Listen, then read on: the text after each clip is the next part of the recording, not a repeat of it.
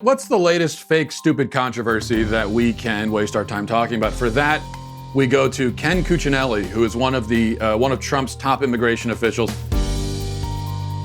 A little background here before we get to the fake, stupid controversy. A little background. Recently, it was announced in the past couple of days. It was announced by the Trump administration that they would be taking steps to better enforce public charge policies. Now, these are policies that Trump did not invent. They don't originate with him. Nobody in the administration came up with this. These are policies that have existed in some form or another for 100 years. It's just that they haven't been enforced very well or at all. And what the Trump administration is saying is, hey, let's actually enforce these laws. The idea behind public charge policies is that we don't generally want to accept immigrants into the country, even legally, who are or are likely to be on public assistance. Why don't we want that? Well, because we can't afford it, for one thing. Our nation is already famously in a lot of debt, and we can't keep adding to it. At a certain point, you have to cut it off. It makes a lot of sense,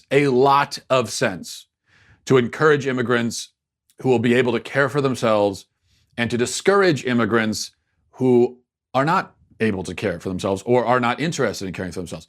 America is not a giant daycare center. It's not a big boarding school. It's a country, and countries only function when people are caring for themselves and standing on their own 2 feet.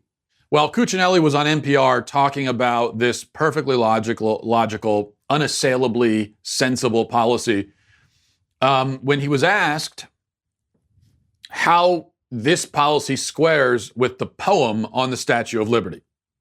Of course, this is irrelevant anyway. We don't make laws based on poetry. Individuals may be inspired by poetry, but that's not how we make laws.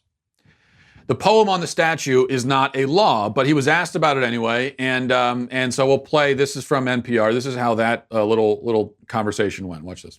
Would you also agree that Emma Lazarus's words etched on the Statue of Liberty, "Give me your tired, your poor," are also part of the American ethos? They certainly are. Give me your tired and your poor who can stand on their own 2 feet and who will not become a public charge. That plaque was put on the Statue of Liberty at almost the same time as the first public charge law was passed. Very interesting timing. Although you mentioned the American dream is built on this idea that this is a place where you can come and build a life.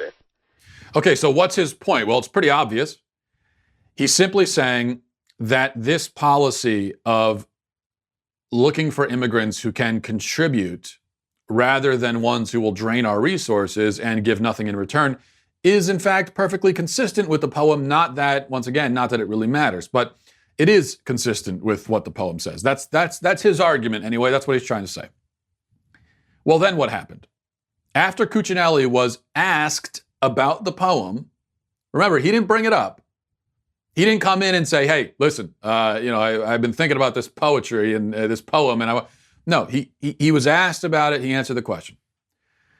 Well, then the media headlines start pouring in. Let me read a couple headlines from CNN. Cuccinelli rewrites Statue of Liberty poem to make case for limiting immigration. Politico. Trump immigration official offers rewrite for Statue of Liberty poem. Washington Post. Historians bash Ken Cuccinelli's revised Statue of Liberty poem.